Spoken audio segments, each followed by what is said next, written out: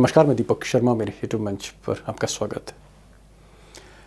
दोस्तों, सारी निगाहें अब 19 दिसंबर की तारीख पर टिकी हुई है, जिस दिन दुनिया की सबसे बदनाम फाइल्स अमेरिका में सार्वजनिक होने जा रही, पब्लिक होने जा रही।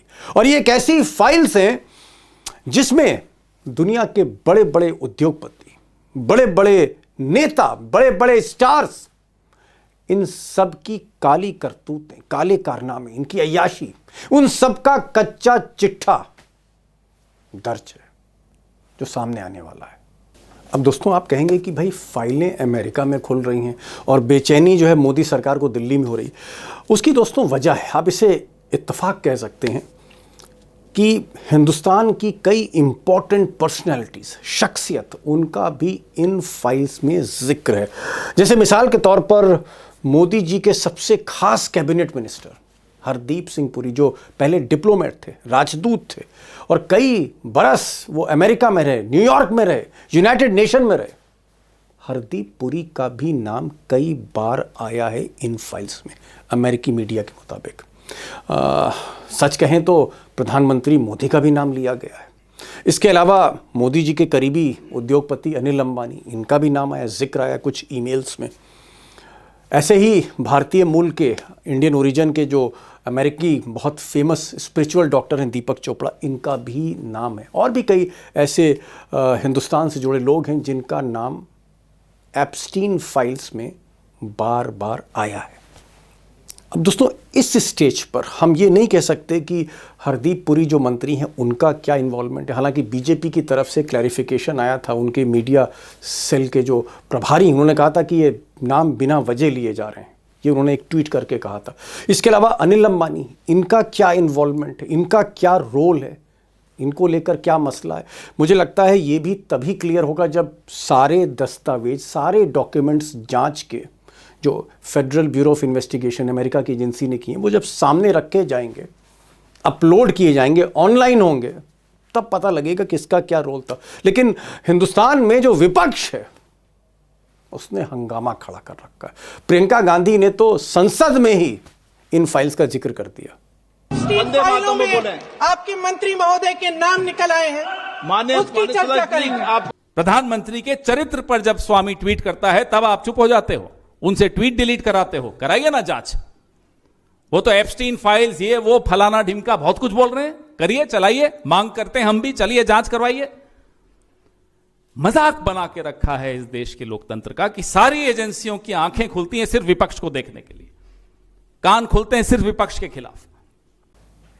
अब यही नहीं, महाराष्ट्र के पूर्व मुख्यमंत्री पृथ्वीराज चव्हाण ने तो यहां तक कह दिया कि ये जो एप्स्टीन फाइल्स हैं, जब ये खुलेंगी, सार्वजनिक होंगी, पब्लिक डोमेन में आएंगी, तो मोदी जी, प्रधानमंत्री मोदी पर भी आंच आएगी। उन्होंने तो यहां तक कह दिया था कि हो सकता है प्रधानमंत्री ना बदल जाए।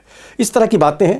लेकिन यहां पर मैं फिर कहूंगा, चव्हाण जो भी बोलें, सबूत अभी किसी के पास नहीं है। मी म्हटलं की कदाचित महिनाभरात मराठी माणूस भारताचा पंतप्रधान होईल। अब दोस्तों, 19 दिसंबर को जब अमेरिका के डिपार्टमेंट ऑफ जस्टिस ये जब फाइल्स को, एप्स्टीन फाइल्स को ये सार्वजनिक करेंगे, अपलोड करेंगे, एक एक पन्ना अपलोड होगा, तस्वीरें अपलोड होंगी और बहुत सी उसमें आपत्तिजनक तस्वीरें, बहुत सी आपत्तिजनक तस्वीरें हैं, काले कारनामे हैं, ये सब जब सामने आएगा तब पता लगेगा कि किसका कितना इन्वॉल्वमेंट है। ट्रंप का कितना इन्वॉल्वमेंट है, या कुछ और बड़े नेता हैं दुनिया के, उनका कितना इन्वॉल्वमेंट है, बिजनेसमैन का कितना इन्वॉल्वमेंट है, तो तब पता लगेगा। लेकिन असली खबर पर आने से पहले जरा ये जान लेते हैं कि साहब ये एप्स्टीन, जेफरी एप्स्टीन कौन है, ये एप्स्टीन फाइल है क्या। अब दोस्तों, जो एप्स्टीन फाइल्स हैं, दरअसल ये जेफरी एप्स्टीन नाम के एक अमेरिका के फाइनेंसर थे। कह सकते हैं कि पहले तो वो मैथमेटिक्स के टीचर थे, लेकिन धीरे धीरे जब उनका अय्याशी का नेटवर्क बढ़ने लगा तो वो खरबपति हो गए, बिलियनर हो गए, उनके अपने टापू हो गए।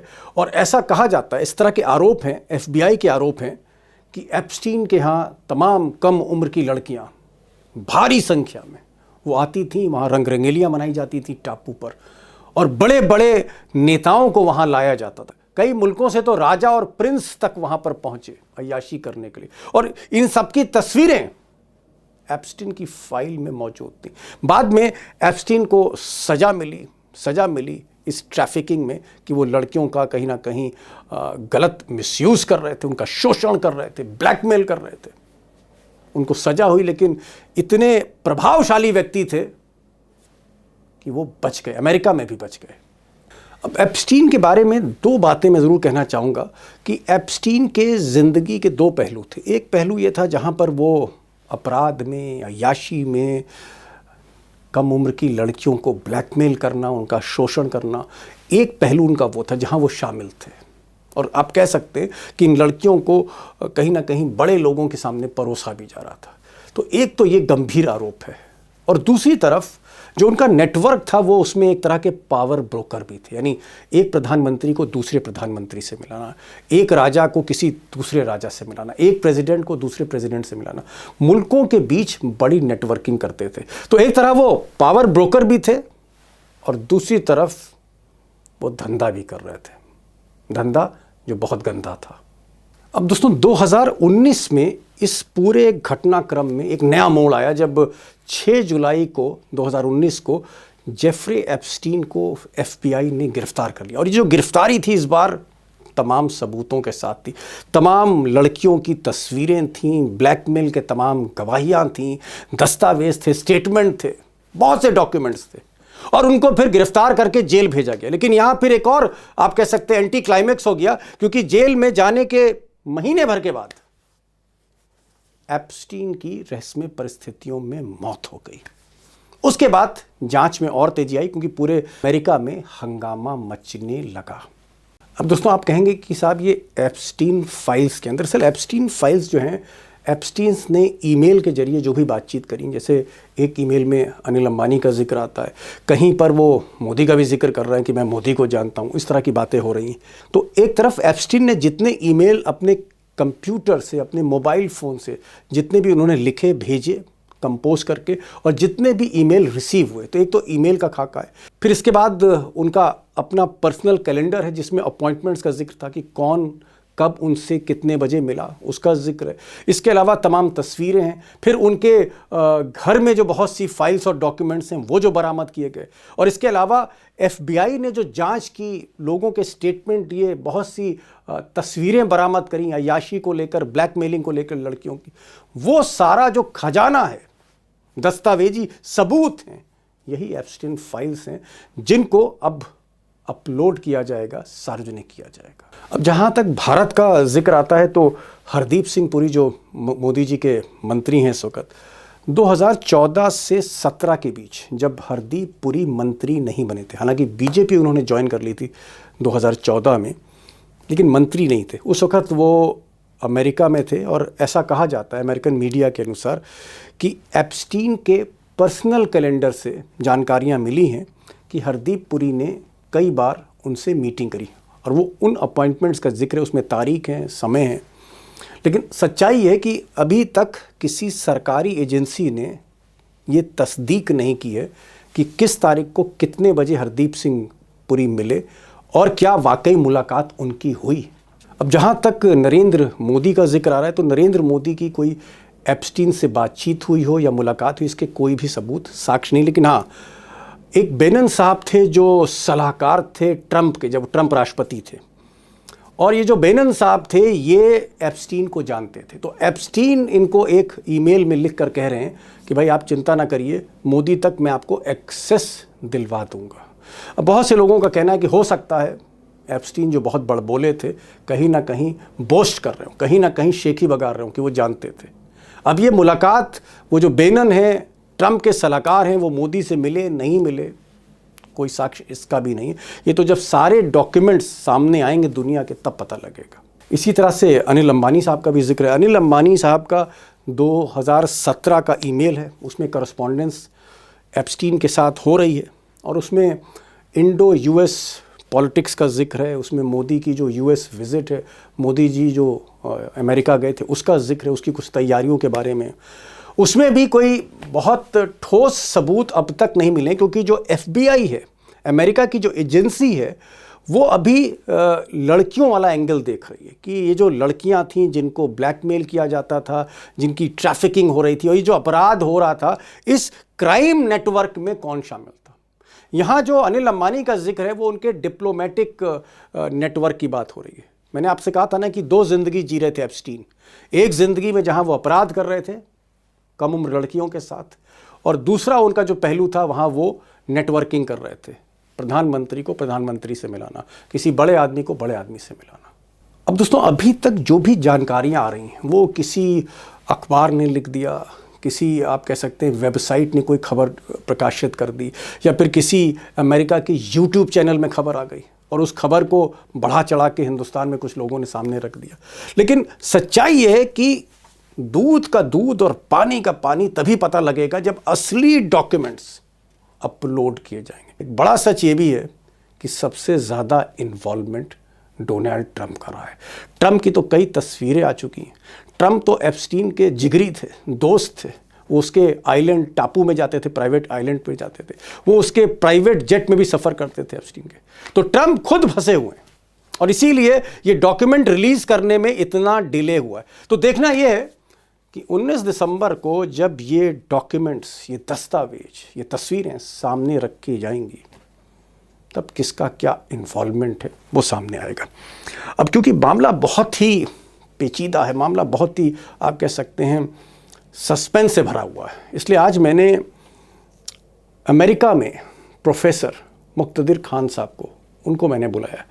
मुक्तदिर खान साहब जो हैं वो अमेरिकी सरकार में भी कुछ पहलुओं में, सिक्योरिटी के मामलों में एडवाइस करते हैं, जियोपॉलिटिक्स को समझते हैं, विदेश नीति को समझते हैं और एक जाने माने शख्स हैं अमेरिकन इंटेलेक्चुअल्स की दुनिया में। मैंने उनको इसलिए बुलाया क्योंकि हिंदुस्तान से उनके कनेक्शंस हैं, हिंदी बोल लेते हैं, उर्दू बोल लेते हैं। तो मुझे लगा कि अगर कोई शख्स जो इसको भीतर से जानता है एप्स्टीन फाइल्स के बारे में और हिंदी भी बोल लेता है, अमेरिका में रहता है, तो क्यों ना बुलाया जाए।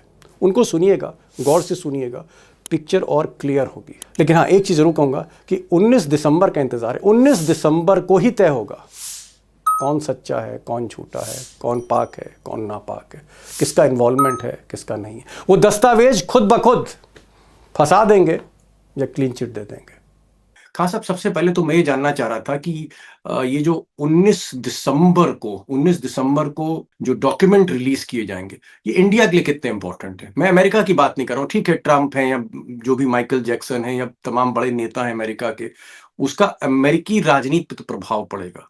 लेकिन भारतीयों के जो नाम है, अनिल अंबानी का नाम है, उसमें हरदीप पुरी का नाम है, मोदी जी का भी जिक्र है, तो ये कितना इंपॉर्टेंट है।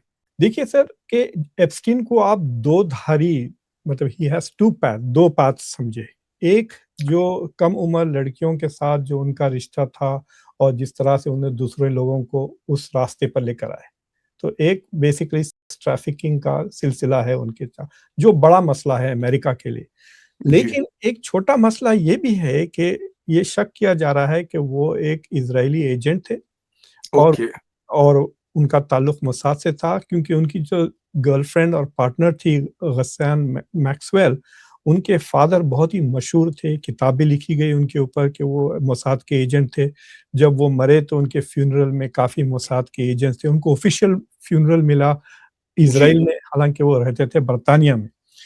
तो इंडिया का जो कनेक्शन है, it is from the other track, वो दूसरे रास्ते पर है। तो जो इंडिया के 4 कनेक्टर, दीपक चोपड़ा का भी नाम है, लेकिन ही इज एन अमेरिकन, छोड़ दें आप। जो 3 लोग हैं उसमें नरेंद्र मोदी का जो जिक्र है, उनका नाम उनकी ब्लैक बुक में निकला, जो उनकी जो पर्सनल टेलीफोन डायरी थी।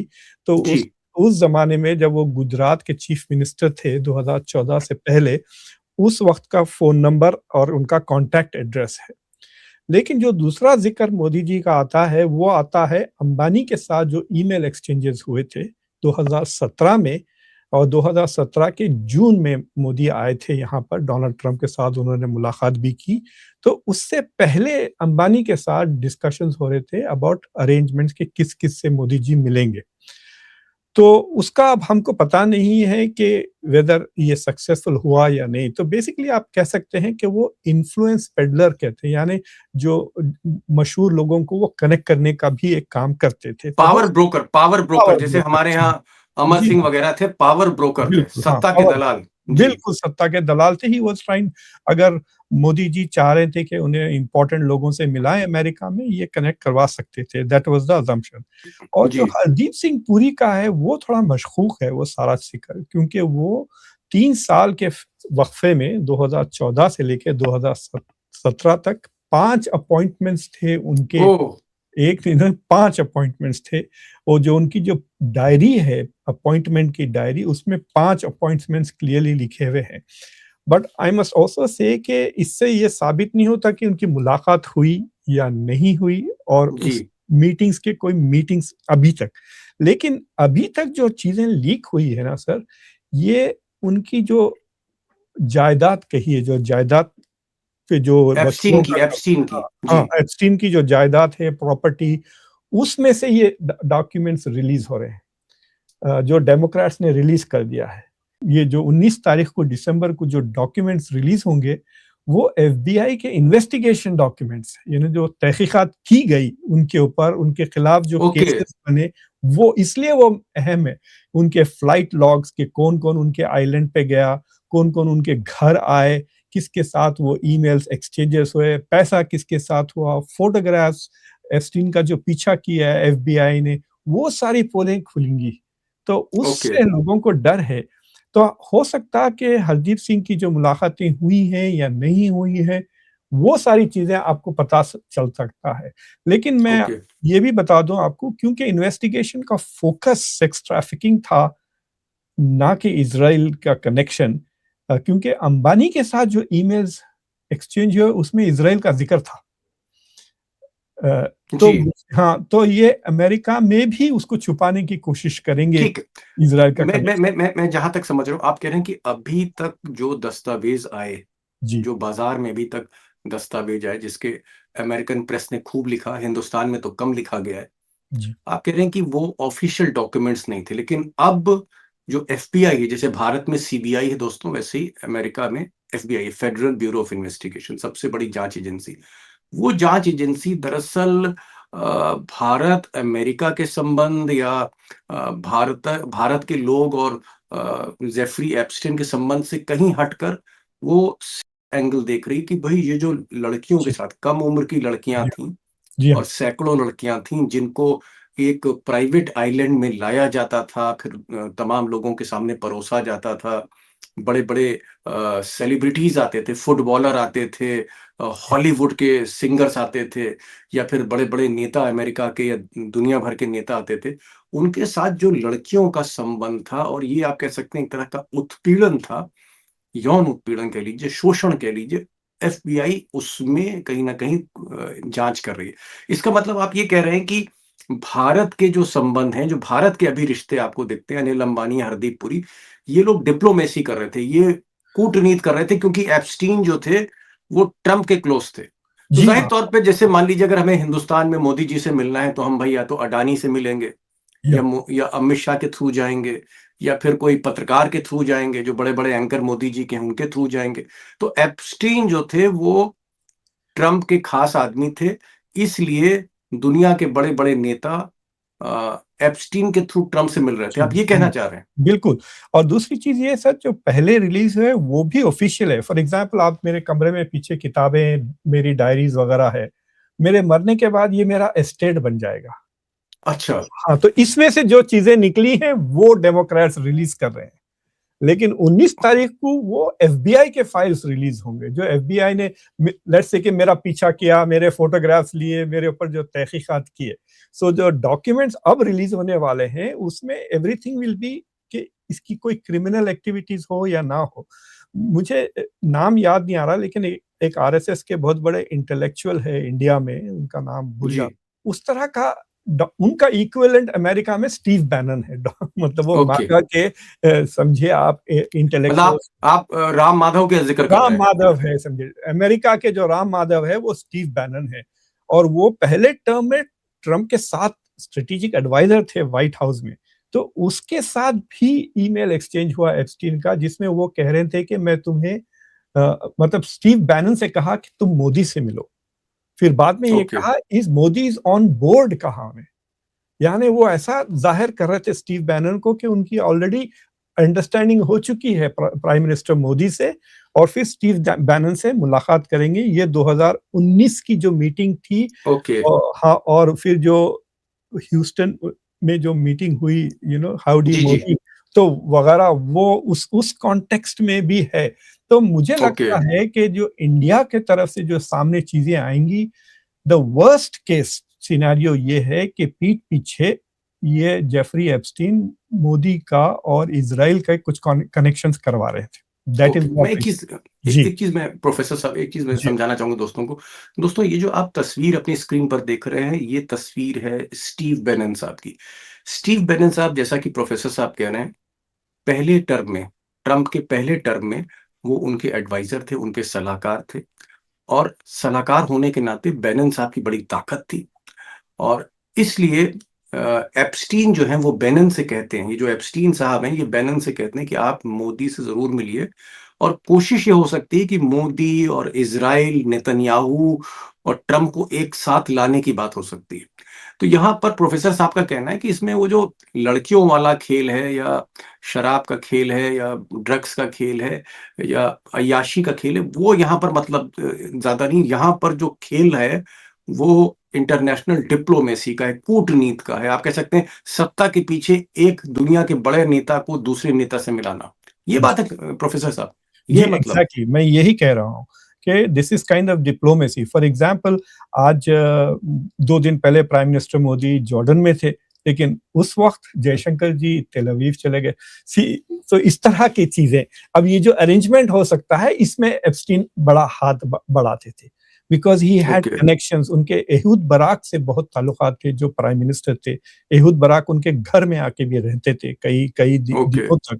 So that is what I suspect के ये इन्फ्लुएंस पेडलिंग में जिक्र है। और आई थिंक इसके जो आप कह सकते हैं मिडिल मैन है, वो हरदीप सिंह पुरी है। ओके मतलब आप ये कहना चाह रहे हैं कि जेफरी एप्स्टीन की दो जिंदगियां हैं। एक जिंदगी में वो सत्ता के दलाल हैं, पावर ब्रोकर हैं, बड़े बड़े दुनिया के नेताओं को मिलवाते हैं। और दूसरी जो उनकी जिंदगी है, दूसरा जो जिंदगी का पहलू है, वहां पर वो अय्याशी करते हैं। और खासकर उस अय्याशी में कम उम्र की जो लड़कियां हैं, उस पर खास इंपॉर्टेंस है उनकी, मतलब उसमें उनकी भी, जो पसंद हाँ जी। जी हाँ, और उसमें भी उनके खिलाफ जो केसेस थे वो दलाली के ही केसेस थे। ओके, लड़कियां सप्लाई करना अगर मैं कहूँ। हाँ, बिल्कुल बिल्कुल, उसको सोलिसिटेशन कहते हैं यहाँ पर। उसमें भी वो जो केसेस उनमें जिसमें अंदर हुए हैं, वो दलाली जी के केस में छोटी बच्चियों को और बड़े इन्फ्लुएंशियल लोगों को, जिसमें शायद क्लिंटन का भी किस नाम। किस किस उम्र की ये बच्चियां होंगी? देखिए, 15 से लेकर 17 तक। तो जो बच्चियां इतनी 18 साल की नहीं थी वो, और वो इतनी बड़ी जरूर थी कि वो खुद से जाकर उनके घर चले जाती थी, जैसा कि नहीं तो आपके अमेरिका में कोई एडल्ट की एज होगी कि इसके 18 बाद साल, लड़की 18 साल 18 साल, अगर मतलब 18 साल के ऊपर की बच्ची कोई है, वो अपनी मर्जी से जा रही है, उसका जी कोई हाँ, अफेयर है, तो कोई कानून मतलब गैर कानूनी नहीं है। हाँ, अमेरिका में अगर आप 80 साल के हैं, लड़की 17 ईयर्स 364 डेज की भी है, यानी एक दिन हम्म। भी कम है, इट इज 18 साल कंसिडर्ड। से। हाँ, अगर आप उसके साथ ताल्लुकात रखें तो automatically it is considered rape. उसको ओके स्टैट्यूटरी, आप नहीं कह सकते कि उसने अपनी मर्जी से किया, इट इज ऑटोमेटिकली मतलब वो रेप। दुष्कर्म माना जाएगा। बिल्कुल जी दुष्कर्म माना जाएगा। ठीक है, जी, आपने कहा कि अगर 18 साल के ऊपर है तब दुष्कर्म नहीं है। नहीं, तो ये तो इस लड़कियां तरह तो की कितनी 15 लड़कियां और होंगी? 18। ओह, बहुत है, बहुत है। इसलिए कि ये लोग अलग अलग किस्म के रैकेट्स चलाते थे sir, beauty queen, beauty contest, scholarships, ये वो करके लड़कियों को कैंप्स पे लेके चले जाते थे, रैंचेस पे लेके जाते। पैसा बहुत था इनके। एक मतलब इनके डकोटा में एक पैलेस है, घर में एक 2 आइलैंड्स थे, खुद के जेट्स जहाज थे, तो कोई ट्रैक ही नहीं है कि कौन बैठ के कहाँ जा रहा है। खुद के आइलैंड, 2 आइलैंड से उनकी। तो इस तरह के बहुत ही, मतलब आप तो जानते होंगे कि एक तो जी किंग चार्ल्स के एक मतलब रिश्तेदार भी भाई फंस गए। जी हाँ, एंड्रू, एंड्रू फंस प्रिंस गए, और एंड्रू। उनकी तो अब टाइटल भी निकाल दिया। तो ऐसे बड़े बड़े लोगों को, बिकॉज बास एक इजरायली रिटायर्ड एजेंट का कहना है कि ये बेसिकली बड़े लोगों को इस चक्कर में फंसाकर, उनके वीडियोस बनाकर उनको ब्लैकमेल करते थे कि वो इजराइल का ओके सपोर्ट ओहो। करें। तो ये ब्लैकमेल का रैकेट है, इसलिए भी ये अचानक हाई स्कूल में मैथ पढ़ाते पढ़ाते बिलियनर बन गए। ओके। आप कह रहे हैं कि एप्स्टीन साहब जो हैं वो मैथमेटिक्स के टीचर थे, गणित के जो जी है वो टीचर थे। बहुत कम तनख्वाह थी, बहुत छोटी-सी आप कह सकते हैं लाइफ़स्टाइल थी, लेकिन अचानक वो खरबपति बन गए। और उसके पीछे भी ये जो प्रोफ़ेसर जी साहब बता रहे हैं कि ये जो लड़कियों का धंधा आप कह सकते हैं, बहुत ही जी घिनौना धंधा जो है, जी बहुत ही आप कह सकते हैं अपमानजनक, आपत्तिजनक धंधा वहाँ हो रहा था। उनके अपने टापू थे, टापुओं में लड़कियाँ आती थीं, उनके अपने प्राइवेट जेट थे एप्स्टीन के। और वहाँ bill Clinton, former US president, America के पूर्व राष्ट्रपति बिल क्लिंटन, अ, फिर मौजूदा जो राष्ट्रपति हैं ट्रम्प, वो वहाँ जाते थे, अय्याशियाँ, रंग-रंगेलियाँ मनाई जाती थी। ख़ैर मैं अय्याशी के चैप्टर को अलग करता हूँ, मैं फिर आता हूँ। क्या आपको लगता है कि हरदीप पुरी जो हैं ये आपने कहा कि क्योंकि एप्स्टीन की लॉबी ट्रम्प के क्लोज़ थी, ट्रम्प पावर में थे, तो ये सत्ता का खेल हो रहा था एक तरह से? हाँ, मुझे लगता है कि Hardeep Singh Puri he was a middleman जिन्होंने कनेक्शंस बनाए प्राइम मिनिस्टर मोदी के लिए जब वो 2014 में के बाद से जो आने लगे यहाँ पे बड़े-बड़े वो इवेंट्स करने लगे, तो उसमें मुझे लगता है कि थ्रू एप्स्टीन हरदीप पुरी ने कनेक्शंस बनाए। बिकॉज़ वो ओके, सडनली उनकी प्रोफ़ाइल भी एकदम अचानक से बढ़ गई है। मैंने उनके कई इंटरव्यूज़ देखे, मैं काफ़ी टेल पे हरदीप पुरी के। जी, हाँ, आई कैन टेल यू कि मिनिस्ट्री ऑफ एक्सटर्नल अफेयर्स के जो स्पोक्सपर्सन हैं, they make more sense than he does. इसलिए आप गौर करें, कभी उनको ऐसा कोई बड़े प्रेस कॉन्फ्रेंस वगैरह में वो कभी-कभी वो कॉन्फ्रेंस में मिल जाते हैं, यूरोपियंस के साथ बात करते हैं, देयर इज़ नो लॉजिक।